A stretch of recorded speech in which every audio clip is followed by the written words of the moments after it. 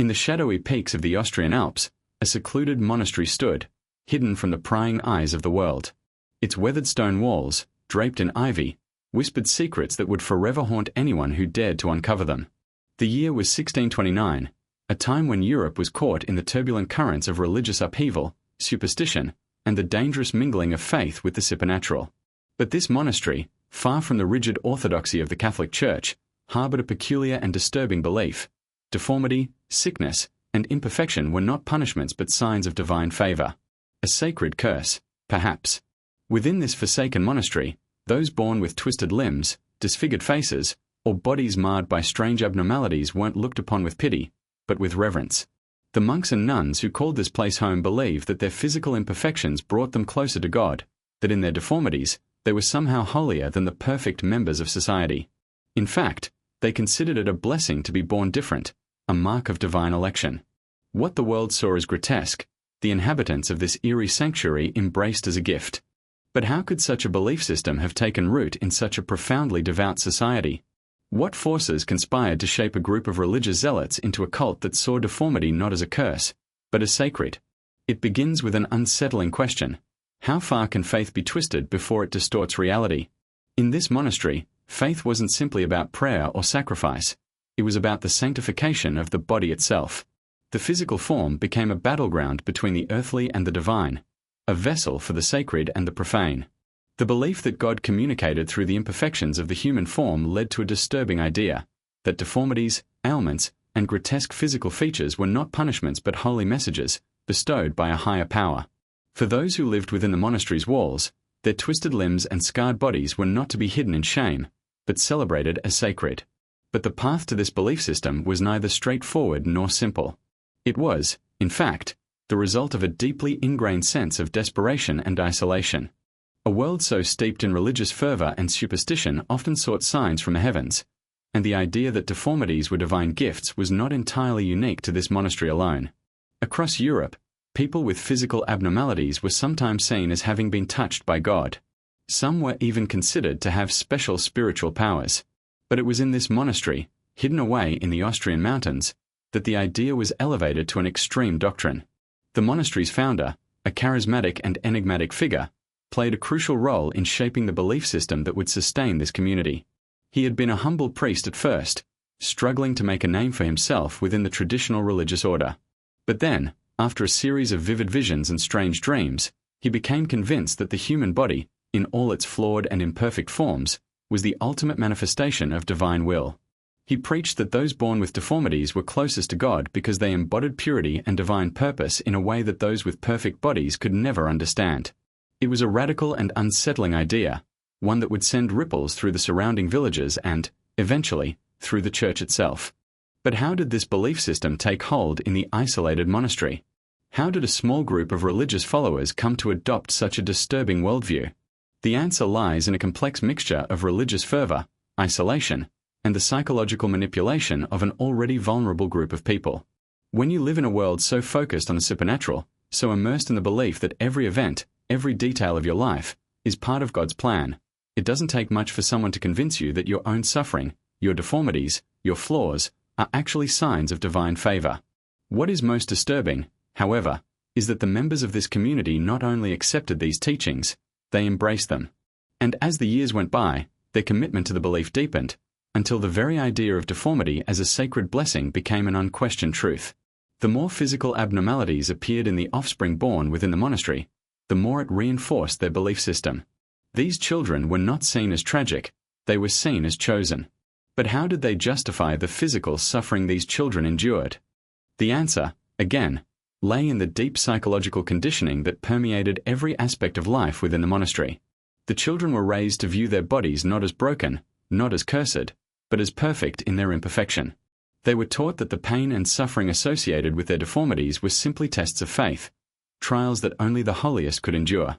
Their deformities were not seen as obstacles to spiritual fulfillment, but as a testament to their closeness to God. The belief in the sanctity of the body's flaws became so deeply ingrained that those born with perfect, unblemished bodies were often treated with suspicion, seen as unworthy or even cursed. The monastery's isolation helped to perpetuate this strange belief system. Cut off from the outside world, It became a self-sustaining echo chamber where only one belief prevailed. There was no room for outside influence, no chance for any opposing views to challenge the foundation of their faith. The remote location in the Alps served as the perfect refuge for the leader's vision to take root and spread unchecked. Here, in the cold isolation of the mountains, the members of the monastery lived their lives, separated from the norms and expectations of the world outside. They formed their own rules, their own culture, and in doing so, they twisted their perception of the human body into something both sacred and horrifying. As strange as it may sound, the deformities were not merely accepted. They were seen as a form of transcendence, a way of stepping beyond the limits of human existence and connecting with the divine. The body, in its most broken and twisted state, was no longer something to be pitted or hidden. It was something to be revered. In a world where perfection was the ultimate goal, this belief system represented the ultimate rebellion, to accept what others rejected, to embrace what others feared. The most disturbing part of this story, perhaps, is that the monastery's members weren't outliers. They weren't simply a group of misfits or eccentrics. They were people just like anyone else, driven by the same fears, desires, and hopes that any of us might experience. They were convinced of the truth of their beliefs, so much so that they were willing to sacrifice their very humanity in pursuit of spiritual enlightenment. And it all started with a simple idea: deformity is sacred. This dark, twisted belief system grew over time, fed by isolation, desperation, and the need to belong to something greater than oneself. But in the cold and silent halls of the monastery, something even darker was taking root. A seed of madness had been planted, and the story of the monastery's rise to power, and its eventual fall, would prove to be far more tragic and far more disturbing than anyone could have ever imagined. In the early 17th century, Europe was a continent steeped in religious fervor, straddling the line between medieval superstition and the dawn of the modern age. The Catholic Church held immense power, its influence over every aspect of life unchallenged for centuries. It was an era defined by profound belief in the supernatural. The heavens and hells were real and tangible, demons lurked in the shadows, and the faithful sought solace in saints, miracles, and divine intervention. Yet, beneath this surface of devout faith, a quiet undercurrent of fear and uncertainty rippled through the population. The horrors of plague, war, famine, and witch hunts were everyday realities, and for many, the world seemed to be teetering on the edge of chaos.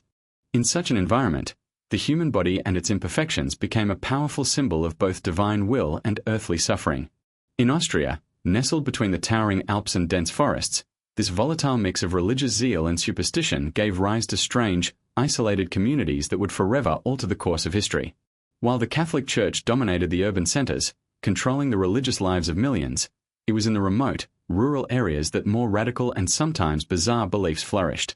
Isolated by distance and entrenched in a world of their own, these communities created unique interpretations of faith, ones that went far beyond the conventional teachings of the Church. Here, in the mountains of Austria, a monastery was born. But this was no ordinary religious retreat. This was a place where the very concept of sin and holiness, punishment and divine blessing, would be turned on its head. At the time, Austria was a region still deeply entrenched in Catholicism.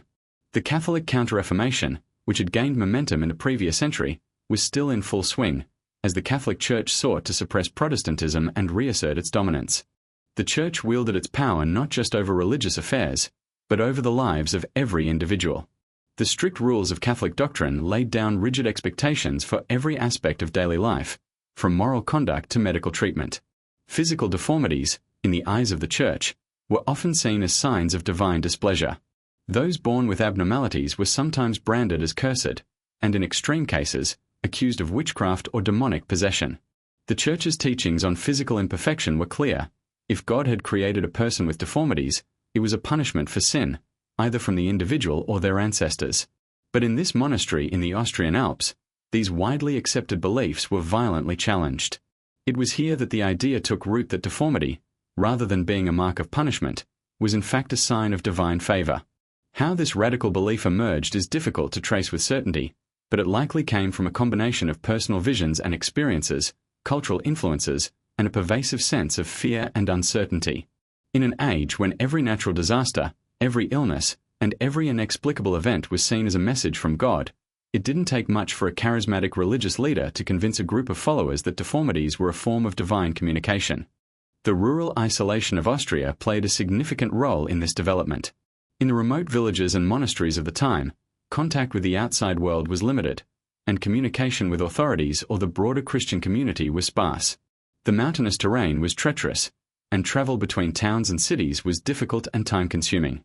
It was not uncommon for religious communities to become self-contained worlds, adhering to their own interpretations of scripture and doctrine. In many ways, the monastery's secluded location allowed it to become a safe haven for those who wished to escape the rigid control of the Catholic Church or who sought answers to questions that mainstream religion could not provide. In this world of isolation and spiritual hunger, the notion of divine perfection and purity was often questioned. For those who lived on the fringes of society, the idea of holiness through suffering had a particular resonance. Physical deformities, instead of being seen as an affront to God, were reimagined as a path to spiritual elevation. The belief was rooted in the idea that the human body was a vessel of both sin and salvation. As much as the body could be an instrument of temptation, it could also be a vehicle for divine transcendence. To be born imperfect was to be chosen by God for a special purpose. At the same time, the monastery's isolated location provided a sanctuary for people who were outcasts in the eyes of the wider world. For centuries, those with deformities had been treated as anomalies, outcasts in their communities, shunned and hidden away. But in the monastery, the deformed were revered. In this place, their abnormalities were not marks of shame, but signs of their closeness to the divine. This idea was deeply radical, especially considering the widespread belief at the time that deformities were often a result of sin. The more twisted the body, the closer one was to God, the thinking went. The leader of the monastery, a charismatic and zealous figure, became the focal point of this belief system. He claimed to have received divine visions, in which he was told that those with deformities were the chosen ones, the ones who would receive the ultimate reward in the afterlife. His interpretation of Christian teachings was unorthodox at best, and heretical at worst, but it was convincing. His message resonated with a group of followers who were either disillusioned with mainstream religious teachings, or who had themselves been marginalized because of their physical differences. In a society where suffering was often seen as a punishment for sin, the leader's message must have seemed like a divine breakthrough. Rather than being punished for their physical flaws, followers were encouraged to embrace them as proof of their holiness. It was a message of empowerment to those who had long been made to feel inferior, ignored, or even persecuted because of their appearance. And for many, it must have felt like a divine revelation. The time period in which this monastery emerged was one in which superstition and religious fervor often went hand in hand. The Church's grip on knowledge was still absolute, and many common people had little access to education or alternative sources of information. The mystical and miraculous were widely accepted as part of the fabric of everyday life. It wasn't uncommon for people to see signs in the world around them, omens in the weather, or portents in the behavior of animals or the patterns of the stars. Against this backdrop, the leader's teachings would have had a profound impact, especially in a place where people already believed that the divine could be witnessed in the most mundane aspects of life. This environment of superstition, religious obsession, and isolation set the stage for the monastery to flourish. With each passing year, the community grew, drawing more followers who believed that the deformed among them were not to be pitied but worshipped. The leader's message, though bizarre to outsiders, began to take root, gaining traction among those who sought a new way to understand their own suffering and imperfections. In a world that had long viewed deformities as a curse, this monastery offered a radical new interpretation, one that, for its time, was a form of spiritual revolution. As the monastery flourished, it became a world unto itself, a closed system where the belief in sacred deformity became not only a religious doctrine but a way of life. The monks, the nuns, and the children who were born into this community saw themselves as living proof of the divine. They were chosen by God to embody the very imperfections of humanity, to serve as holy vessels through which the divine could manifest. Their deformities, their physical suffering, were not signs of weakness but the ultimate symbols of strength and divine favor.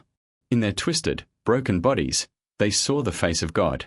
And in this belief, they found a purpose, a place where their differences were not just accepted but celebrated.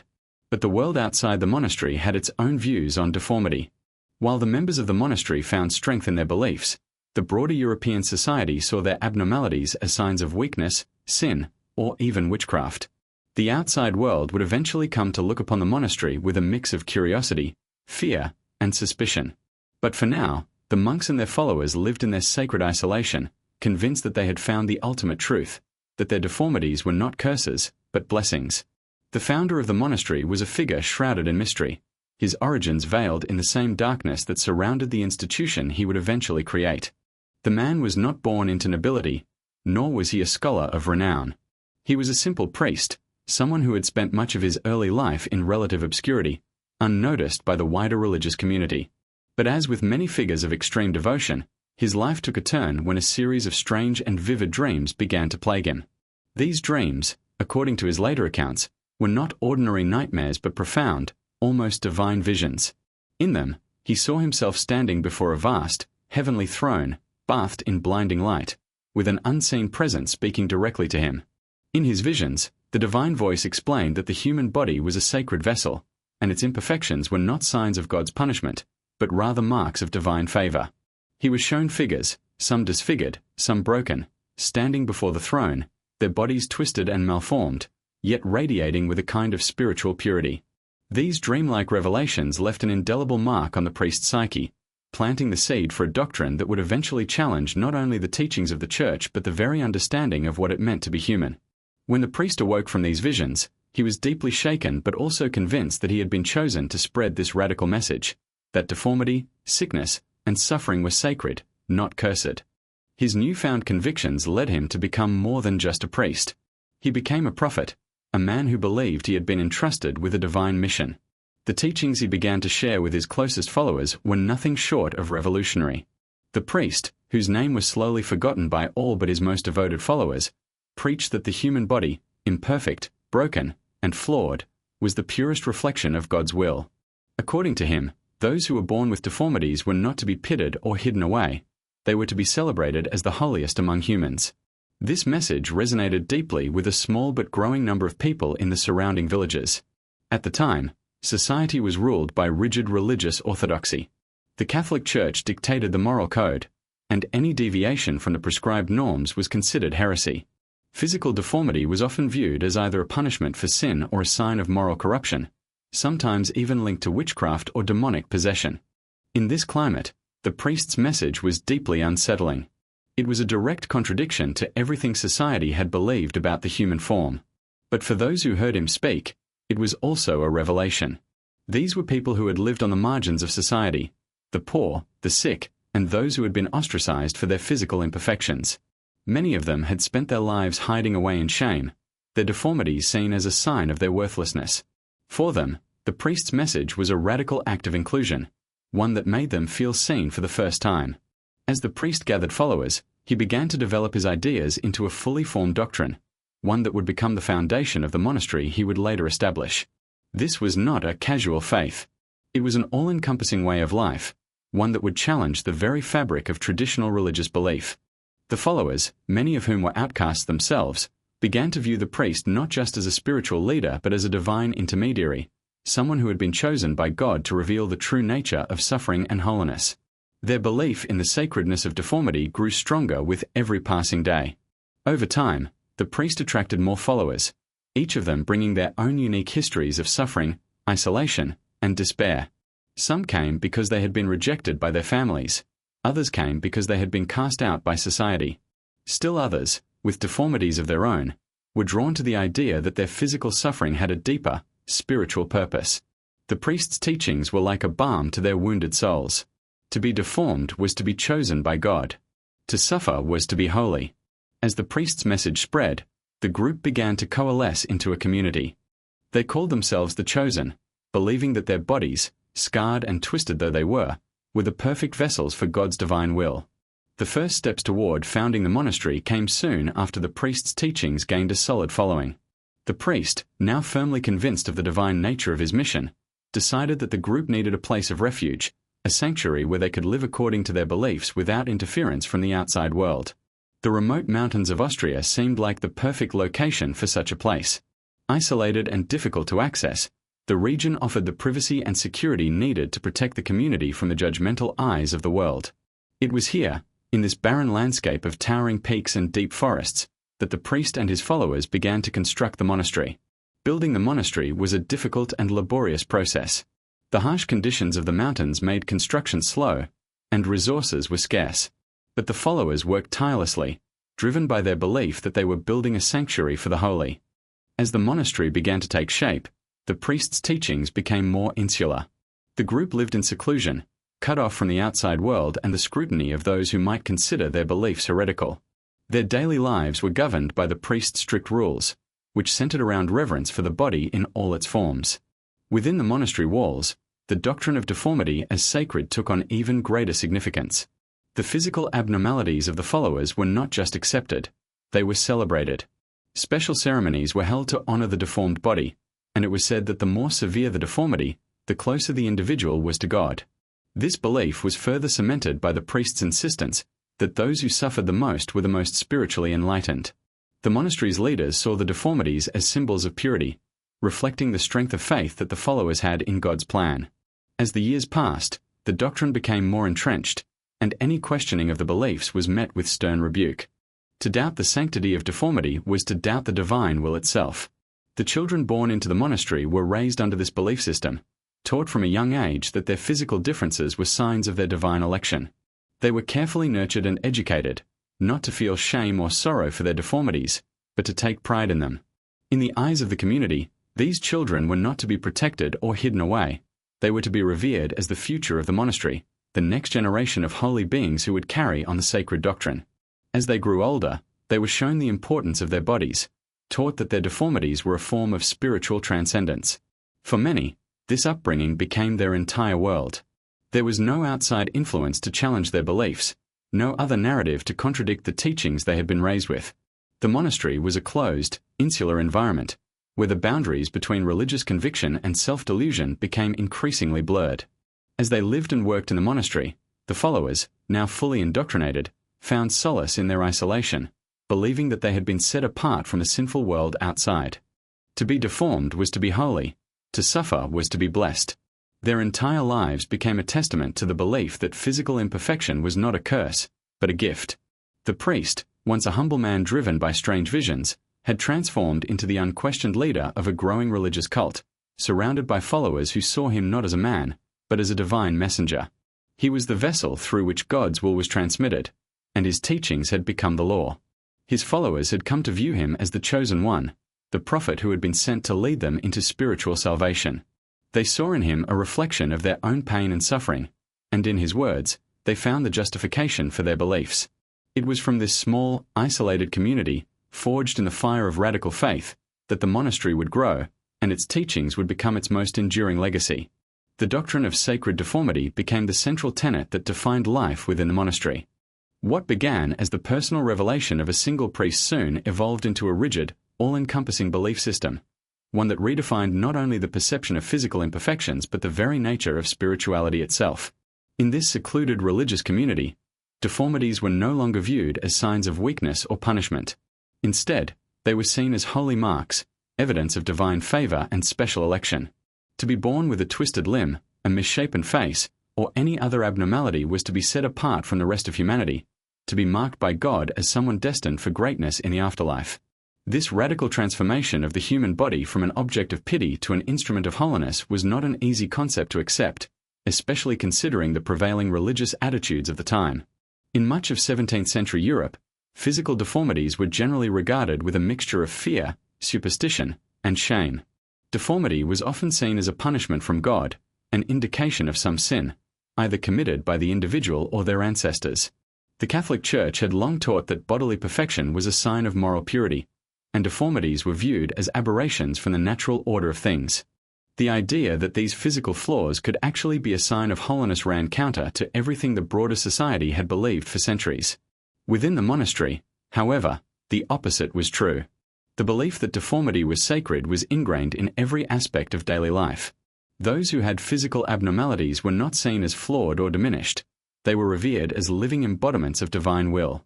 The more severe the deformity, the more revered the individual was. It was believed that God had chosen these individuals to carry his message to the world in a way that others, with their seemingly perfect bodies, could not. The leader of the monastery, the priest who had founded the community, taught that the suffering caused by deformities was not to be feared but embraced, for it was through suffering that one achieved spiritual purity. The community's belief in the sanctity of deformity was reinforced by their unique religious practices. Special rituals were developed to celebrate the bodies of those who had been marked by God. Ceremonies were held in which the deformed bodies of the followers were anointed, blessed, and honored. These rituals were intended to highlight the divine nature of their physical suffering and to further cement the idea that their deformities were, in fact, a form of spiritual elevation. During these ceremonies, the followers would sing hymns and chant prayers, not for the healing of the body, but for the strengthening of the spirit. The physical form was seen as the ultimate expression of faith, and the more visibly flawed it was, the closer it brought the individual to God. The children born into the monastery were raised under this doctrine, and from an early age, they were taught to view their deformities not as tragic but as sacred. They were encouraged to take pride in their bodies, to view their physical differences as evidence of their divine election. These children were indoctrinated with the belief that their suffering was a mark of holiness, and that their deformities set them apart from the sinful world outside the monastery. The leaders of the community, who had long since internalized this belief, took on the role of spiritual guides, shaping the children's understanding of their place in the world.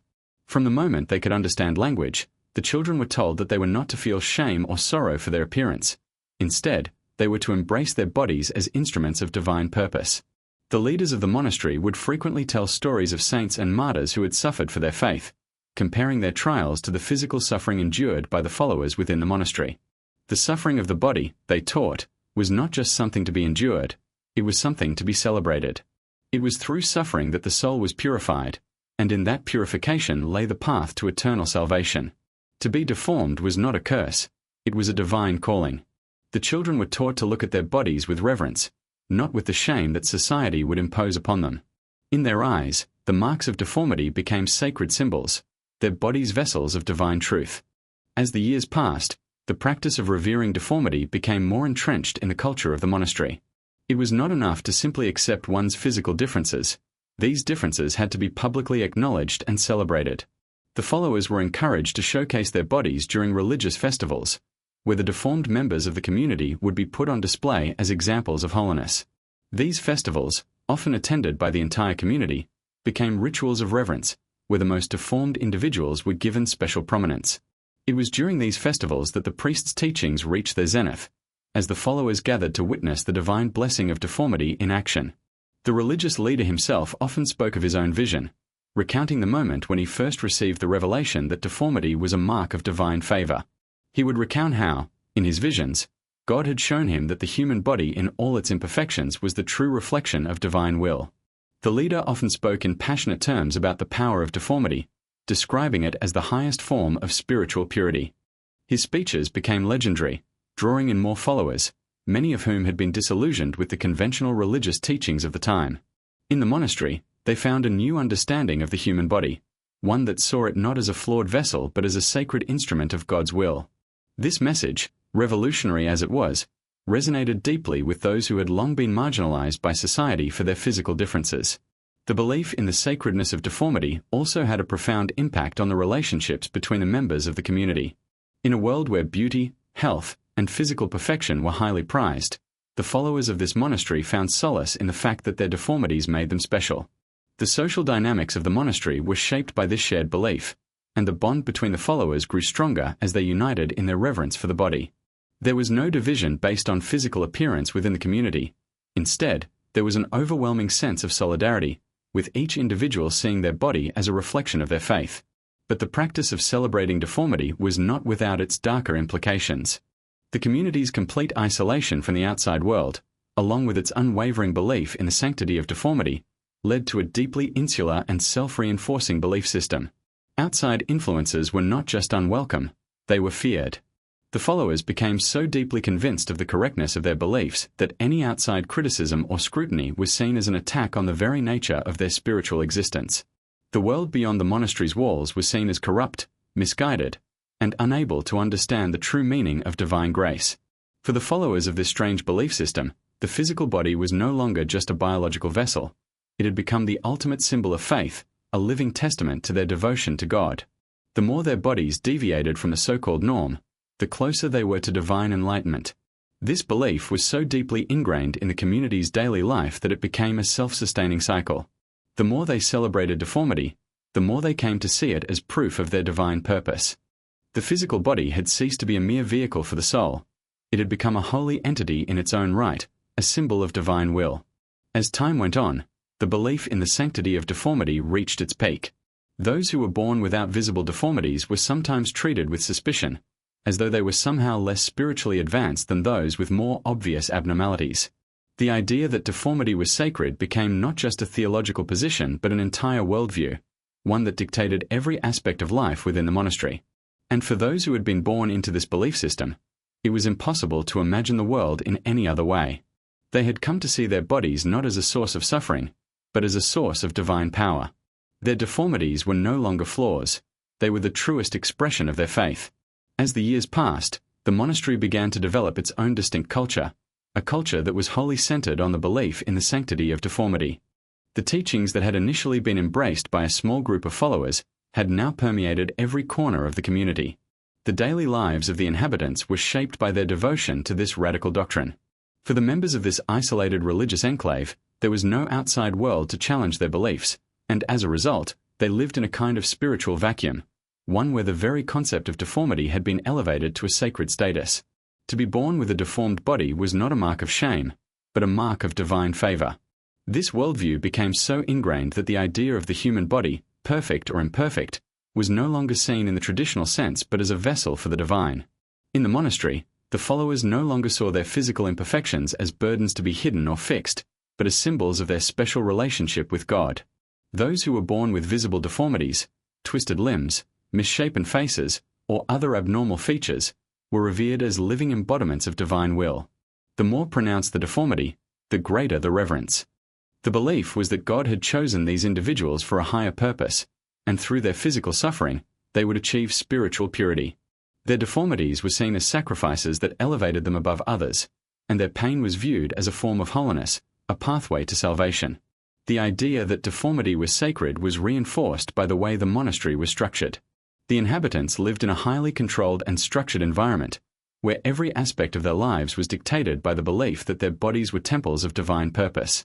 Rituals and ceremonies were held regularly to honor the deformed body, and these rituals often involved elaborate prayers, songs, and acts of devotion. The followers believed that through these rituals, they could connect more deeply with God, and that their physical imperfections would be purified in the process. There was no attempt to cure or heal the deformities of the members. Instead, the focus was on sanctifying them. The community's collective worship was centered around the acknowledgement and celebration of the body in all its forms. For the children born into this environment, the doctrine of sacred deformity was all they knew. They were raised in an atmosphere of reverence for the human form, with the understanding that their deformities, whether congenital or the result of disease or injury, were not to be mourned, but celebrated. From a young age, they were taught that their bodies were the most sacred things about them. It was drilled into them that their deformities were marks of spiritual superiority, not weaknesses to be overcome. These children were raised with a profound sense of identity rooted in their physical appearance. The world outside the monastery, with its ideals of beauty and perfection, was something foreign and incomprehensible to them. To be different was not to be ostracized, but to be blessed. As the children grew, the community's commitment to the sanctity of deformity deepened. The monks and nuns within the monastery took on the role of spiritual guides, instructing the younger generation on how to embrace their deformities as part of their divine calling. The elderly, many of whom had spent their lives living with significant physical deformities, served as living examples of the holiness that came with imperfection. The older members of the monastery were regarded with deep respect, not because of their wisdom alone, but because their bodies had borne the mark of God's favor for so many years. These individuals were seen as living saints, embodiments of the very doctrine that defined the monastery's beliefs. The rituals that celebrated the body's imperfections became more elaborate as the years went by. Special days were set aside each year for what the community called body blessing ceremonies, where the monks and nuns would gather to pray and bless those who had particularly severe deformities. During these ceremonies, the most deformed members of the community were placed at the center of the worship space, often elevated on pedestals for all to see. The followers would gather around, singing hymns of reverence, and the deformed individuals would be anointed with sacred oils, their bodies touched and blessed by the priest and other leaders. The belief was that the more a person suffered physically, the more spiritually elevated they became. The greater the deformity, the closer that individual was to God. The community was small, and over time, its members grew deeply committed to one another. The isolation of the monastery in the harsh Austrian Alps created an insular environment where the outside world felt distant and irrelevant. There was little contact with the surrounding villages, and any outside influence was dismissed as either ignorant or hostile. The members of the monastery saw themselves as a chosen people, set apart from the rest of humanity. Their physical deformities, once seen as burdens by the outside world, had now become their defining features, and the community's identity was built around this radical belief. To be deformed was not just to be part of the community, it was to be elevated above the rest of humanity. This sense of being chosen by God gave rise to a kind of spiritual elitism. The followers came to believe that they were the true children of God, the ones who were closest to the divine. Those with perfect bodies, by contrast, were seen as spiritually inferior. The leaders of the monastery would often speak of the outside world with disdain, calling it a place of sin and superficiality. In their eyes, the people who lived outside the monastery were lost, unaware of the true nature of spiritual purity.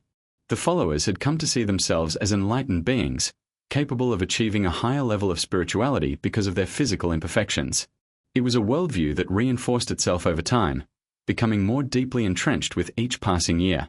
Despite the monastery's isolation, rumors of the group's strange beliefs began to leak out into the surrounding communities. In the villages, people had always whispered about the strange monks and nuns who lived high in the mountains. Some said that they were mad, others claimed that they were cursed. But for the most part, the community remained a mystery, an enigmatic group living on the fringes of society. The fact that they had chosen to embrace deformity rather than seek to cure it made them a subject of both fascination and fear. For those who had been born with physical deformities but had not embraced the teachings of the monastery, the idea of the group's belief system was both strange and unsettling. Many found it difficult to reconcile the notion that deformity could be a sacred gift, especially when it was something that had caused them so much pain and hardship. For these individuals, the monastery represented a kind of escape, a place where their differences were not only accepted but celebrated. But for those outside the community, the idea that deformity could be a mark of divine favor seemed almost blasphemous. How could physical flaws, something so inherently human and imperfect, be seen as a reflection of God's will? The very concept threatened to append centuries of religious teachings about the human body and its role in the divine order. As the monastery's influence grew, its teachings became more radical. The belief in the sanctity of deformity was no longer simply a matter of accepting physical differences. It had evolved into a full-blown doctrine of spiritual elitism. The followers of the monastery began to see themselves not only as the chosen people but as the only truly holy people. They came to believe that their deformities were the key to unlocking divine knowledge, that through their suffering, they had gained access to a higher understanding of God's will. The body, in their eyes, was no longer just a vessel for the soul. It had become the very instrument of divine revelation. The greater the suffering, the closer they were to God. This belief system became so deeply ingrained in the monastery's culture that it was no longer questioned. The idea that deformity was sacred became an unquestioned truth, a cornerstone of the community's identity. The monastery had become a self-sustaining world, where every aspect of life was defined by the belief in the sanctity of the deformed body. There was no longer any room for doubt or outside influence. In the monastery, the body's imperfections were no longer a cause for shame. They were the very essence of holiness. As the years turned into decades, the isolated monastery in the Austrian Alps continued to thrive, its inhabitants devoted to the singular belief that physical deformity was a divine blessing. Over time, the once radical teachings of the founding priest became codified into an intricate system of worship, social structure, and identity. The small community, bound by their shared devotion, had created a world within their monastery where physical imperfection was no longer seen as a source of shame but as a mark of favor from God. They were a secluded society, completely cut off from the outside world, and this isolation became the crucible for the cult-like devotion that began to define their lives. For the members of the monastery, their deformities had become both their identity and their spiritual passport. They no longer viewed their twisted limbs, distorted faces, and physical abnormalities as something to hide. Instead, these features were sources of pride. In a world where those with deformities were often viewed with pity or disdain, the monastery had redefined what it meant to be blessed. To be deformed was not to be punished but to be chosen. It was through this radical belief that the followers found both solace and purpose, deeply convinced that they were the holiest of people, marked by God to carry out a sacred mission. The religious rituals of the monastery became increasingly centered around the physical form. The most important ceremonies were those dedicated to honoring the deformed body. These rituals were elaborate affairs, often held on special feast days or during moments of deep spiritual significance. The most revered members of the community were those with the most severe deformities. It was during these ceremonies that they were placed at the center of the community, often on elevated platforms or altars, where they were bathed in light and anointed with sacred oils. Their deformities were not just accepted but were highlighted as sacred symbols, demonstrating their closeness to God. During these rituals, the other members of the community would gather around in reverence, singing hymns and offering prayers not for healing but for spiritual enlightenment. The belief was that the more a person suffered physically, the more spiritually pure they became. The deformed body, in this context, was seen as a vessel of divine truth. The prayers and chants invoked not only the presence of God but also sought to elevate the souls of the participants, as they venerated the physical suffering of their brothers and sisters. This dynamic created a deep sense of solidarity within the community.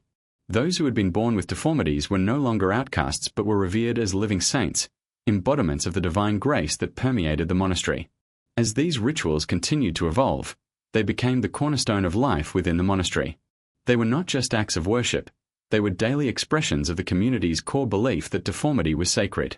The physical act of revering the body, touching, anointing, and praising it, was a way of embodying the faith itself. The rituals served to reinforce the group's identity, constantly reminding them of their special relationship with God. These rituals were so deeply ingrained in the lives of the inhabitants that they became part of the very fabric of their daily routines. To miss a ritual, to fail to properly honor the sacred body, would have been seen as a profound spiritual lapse. The deformed body had become the central symbol of the monastery, and any deviation from its veneration was unthinkable. For the children born into this belief system, these ceremonies were a natural part of life. From an early age, they were taught the sacred nature of their own bodies, and they grew up surrounded by the rituals and symbols that emphasized the holiness of deformity.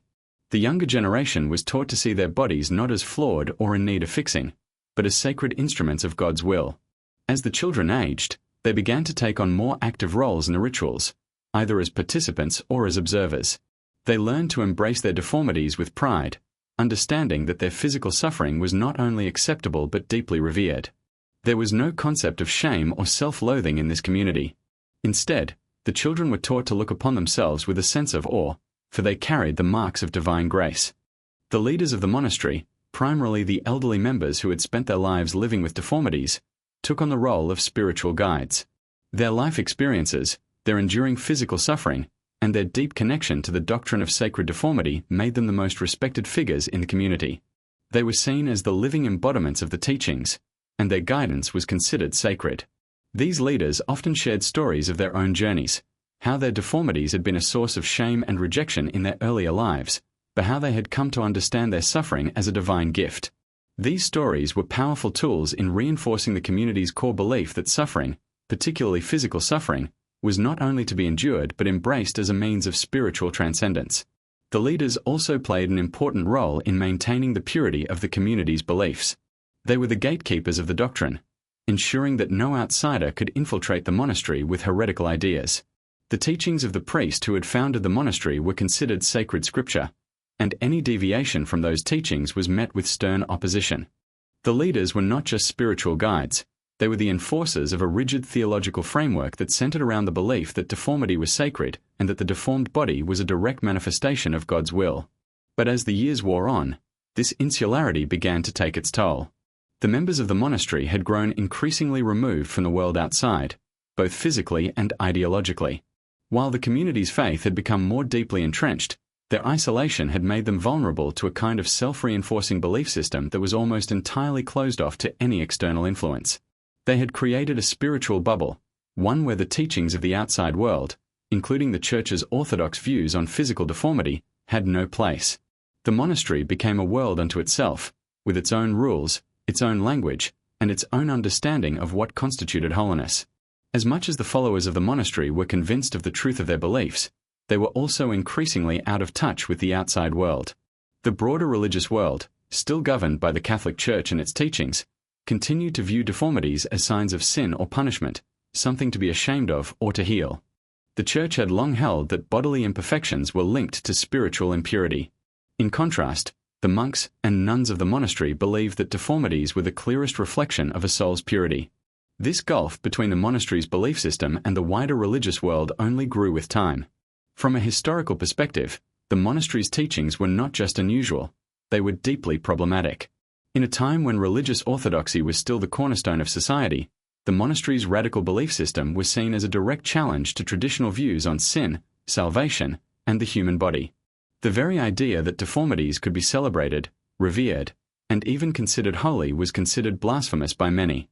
But for the members of the monastery, their beliefs were not just a spiritual practice, they were a way of life. The teachings of the priest who had founded the monastery had become gospel, and to question them would have been unthinkable. They saw their suffering, their physical deformities, as the highest form of spiritual expression. It was their divine calling, and they believed it was their duty to preserve this sacred truth at all costs. In the end, the monastery existed as a deeply isolated community, where the physical body was both a spiritual vessel and a divine symbol. Its inhabitants had created a worldview in which deformity was not just accepted, but venerated. This belief, so at odds with the prevailing religious doctrines of the time, ensured the community's continued separation from the outside world. The monastery remained a closed-off world where the sanctity of deformity was unquestioned, a place where those with twisted limbs and misshapen faces were not merely tolerated, but revered. And in that reverence, they found their purpose, their place in the divine order, and their connection to God. As the monastery's secluded life continued through the years, its population remained loyal to the foundational belief system that deformity was sacred, though outside forces began to stir uneasily around them. What began as a small, isolated religious enclave, rooted in divine revelations, had evolved into a more insular, almost cult-like community.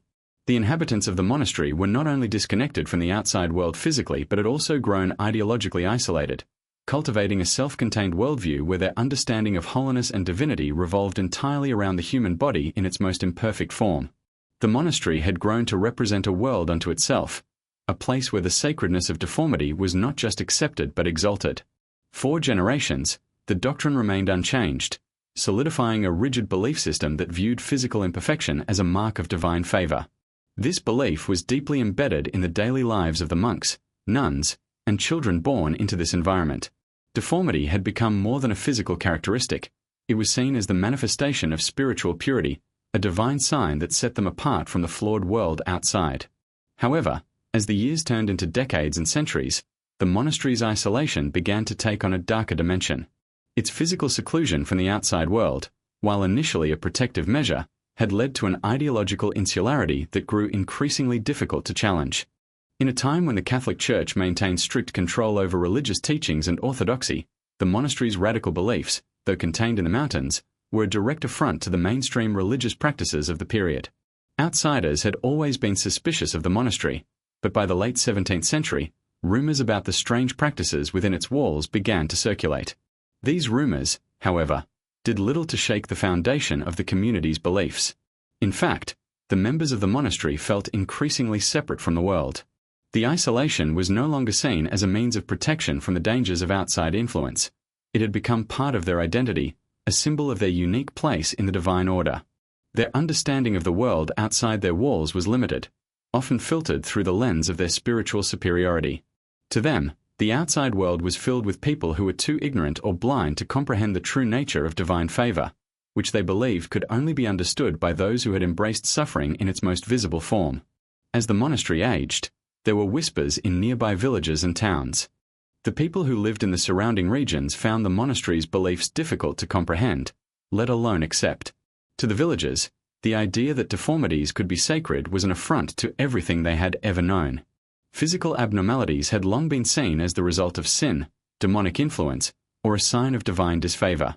The idea that a group of people could gather and claim such abnormalities were the very marks of sanctity seemed not just wrong, but dangerous. The reputation of the monastery began to spread far beyond the confines of the Alps, though mostly through gossip and fear. Some spoke of the mysterious ceremonies held within the monastery's walls. The rituals surrounding the deformed bodies of the inhabitants, the prayers and anointments, were a source of fascination and fear. These ceremonies, which had initially been seen as acts of veneration, began to take on an ominous tone in the eyes of outsiders. Rumors began to circulate that the leaders of the monastery were not merely spiritual guides but were manipulating the followers, using their beliefs to maintain power over them. Some suggested that the followers of the monastery were so deeply entrenched in their faith that they could not see how far their beliefs had strayed from the teachings of the Church. In response to these external criticisms, the monks and nuns of the monastery closed ranks even more tightly. They believed that the outside world, with its conventional beliefs and established religious structures, was inherently corrupt. They saw the growing criticism of their beliefs as confirmation of the purity of their way of life. The very fact that their ideas were being challenged only strengthened their resolve. The more the outside world rejected them, the more the inhabitants of the monastery felt justified in their convictions. It was in this seclusion that their faith was not only protected but also tested. The tests of time and external judgment reinforced the belief that they had been chosen by God for something greater than any worldly understanding could comprehend. As time went on, the monastery's beliefs grew more entrenched. The leaders of the monastery, often elderly and physically deformed themselves, became the living embodiment of the monastery's teachings. They had suffered long and hard in their physical forms, and their endurance was viewed as a mark of their spiritual elevation. The younger generations, born and raised within the walls of the monastery, took these teachings to heart. They were told from an early age that their deformities were not just physical conditions but spiritual gifts, bestowed upon them by God as part of a divine plan. Their bodies were sacred, their suffering meaningful. As they grew older, these beliefs became the bedrock of their identities, and they passed them on to the next generation, ensuring the continuation of this way of life. Despite the growing isolation and the increasingly insular nature of the community, there were occasional moments of contact with the outside world. Traders and travelers who came into the nearby villages would sometimes hear stories of the monastery. Some tried to venture up the treacherous mountain paths to learn more about the strange sect, but they were often turned away by the monastery's inhabitants, who viewed outsiders with suspicion. Any attempts to engage with the world outside were met with resistance. The belief that their way of life was sacred and untainted by worldly influence kept them from seeking any kind of reconciliation with the broader Christian community. It was during these moments of contact, however, that the cracks in the monastery's belief system began to show, albeit faintly. Some travelers, though few and far between, would report strange things about the monks and nuns of the monastery. They described the followers as a deeply devoted but entirely detached group, locked in a belief system that seemed more about ritualistic performance than genuine faith. There were whispers of children born into the monastery who grew up in an almost unnatural devotion to their bodies, raised with a deep sense of pride in their deformities. The travelers spoke of an eerie atmosphere within the monastery, one where belief had surpassed mere faith and become almost obsessive. Although the monastery's teachings about sacred deformity were unchallenged internally, the outside world continued to cast a shadow over their existence. Rumors persisted that the group's isolation had made them susceptible to delusions, that their belief in the sanctity of their deformities was a psychological crutch to justify their suffering. The wider Christian community viewed their practices with growing concern, especially as reports reached the church. The notion that deformity could be sacred was seen not only as a challenge to the doctrine of sin and salvation, but also as a dangerous heresy that undermined the core principles of Christian teachings. In the face of this growing scrutiny, the monastery stood firm in its beliefs. The more their teachings were challenged, the more they dug in their heels. To them, the belief in the holiness of deformity was the ultimate expression of faith, a faith that could not be compromised by the outside world's limited understanding of God's will. For the followers of the monastery, the idea that they were living in a self-imposed delusion was simply unfathomable. To doubt the sacredness of their bodies was to doubt the very nature of God's creation. And so, the monastery continued to exist in its secluded world, a place where the sanctity of deformity was not just a belief, but a way of life that transcended everything else. As the monastery continued to live in its self-imposed isolation, the world around it began to change. The larger religious landscape was evolving, especially with the ongoing influence of the Catholic Reformation and growing Enlightenment ideas. These shifts in thought, however, had little to no impact on the secluded community nestled in the Austrian Alps. The monks, nuns, and followers who lived there were steadfast in their beliefs, and the outside world seemed increasingly irrelevant to them. The idea that deformity was sacred had taken root so deeply within the walls of the monastery that nothing, neither time nor external pressure, could easily shake their convictions. Over the years, as more and more generations of followers were born into the monastery, the belief in the sanctity of deformity became less about a spiritual revelation and more about a cultural inheritance. For the children born into this isolated world, there was no understanding of what the world outside might be like or how different the practices of their community were. They were raised in an atmosphere that celebrated physical imperfection, where the very idea of normal was foreign, and the notion that any form of the body could be seen as less than holy was unthinkable. The younger generation was not only taught to accept their deformities as sacred, but were also groomed to become the next stewards of the monastery's beliefs. It wasn't just a matter of maintaining religious doctrine, it was about preserving an identity. The physical deformities that defined the community were, for these children, a birthright. Every flaw in their body was a mark of distinction, a visible manifestation of their divine calling. As they grew older, the idea of being anything other than deformed seemed almost impossible, and certainly undesirable. They were told that their deformities set them apart, that they were a chosen people, and to question that would have been tantamount to questioning their very existence. The teachings of the monastery, passed down from generation to generation, evolved into a deeply ingrained philosophy of suffering and divine favor. The followers came to believe that their lives of pain, suffering, and physical difficulty were not just burdens to be borne but opportunities to elevate their souls. It was through their deformities, they were taught, that they were closest to God. To them, the pain they endured was not the result of some random biological misfortune, it was a purposeful and divine experience. And as much as their bodies were vessels of suffering, they were also vessels of divine truth. The deformities they bore were seen not as curses but as blessings, each one a testament to God's favor and the promise of salvation. While this belief system held the community together and provided a deep sense of purpose for its members, it also created a cycle of self-reinforcement. The children grew up with the unwavering belief that their deformities were sacred, and as they aged, they passed that belief onto the next generation. The leaders of the monastery, those who had endured the most suffering and had lived with their deformities for the longest periods, held a revered status. Their pain had been so enduring, so visible, that they were considered the purest examples of what the rest of the community could aspire to. These leaders were seen as living saints, embodiments of the divine truth that the monastery held dear. However, while the inside of the monastery remained a place of devotion and reverence, the outside world increasingly took notice of the strange community that had cut itself off from the larger society. Over time, the monastery's practices began to attract attention from outsiders, primarily scholars, local priests, and even the church itself. Many within the Catholic hierarchy were disturbed by the growing reports about the community's extreme interpretation of divine favor, and their belief that physical deformities could be viewed as sacred. The idea that such aberrations were seen as wholly flew in the face of the Church's teachings, which generally held that physical flaws were indicative of some kind of divine punishment or sin. For the monks and nuns within the monastery, these criticisms meant little. To them, the world outside was filled with false teachings. The mainstream church, they believed, had become corrupted, too concerned with worldly matters to understand the true meaning of spirituality. The Pope and the Catholic establishment might condemn their practices, but the followers of the monastery believed they were living the truest form of Christianity, one that placed suffering, humility, and physical imperfection at the heart of faith. Despite the mounting outside pressures, the monastery's leaders held firm. They continued to believe that their teachings were divinely inspired and would withstand any challenge, whether it came from local authorities or the larger church. The more the outside world criticized them, the more resolute they became in their beliefs. They saw their deformities as direct evidence of divine favor, and no amount of criticism could change their perception of their spiritual status. The growing distance between the outside world and the monastery's inner workings only strengthened their resolve to remain independent, steadfast in their belief that they had been set apart for a holy purpose. Yet even in this insular world, cracks began to appear, albeit subtle ones. Though the belief that deformity was sacred remained largely unchallenged within the monastery's walls, the physical realities of aging and the limitations of human life began to create tensions. While the leaders and elders were revered for their prolonged suffering, there were few who could live long enough to see the full maturation of the next generation of followers.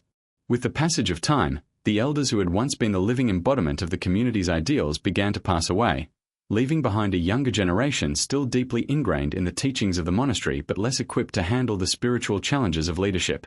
The younger followers, while still committed to the belief in the sanctity of deformity, were beginning to question the rigidity of the doctrine. As they grew older, they were exposed to the reality of human suffering, and many began to wonder whether their physical imperfections truly signaled a higher spiritual calling, or if they were simply the result of random chance and inherited genetic conditions.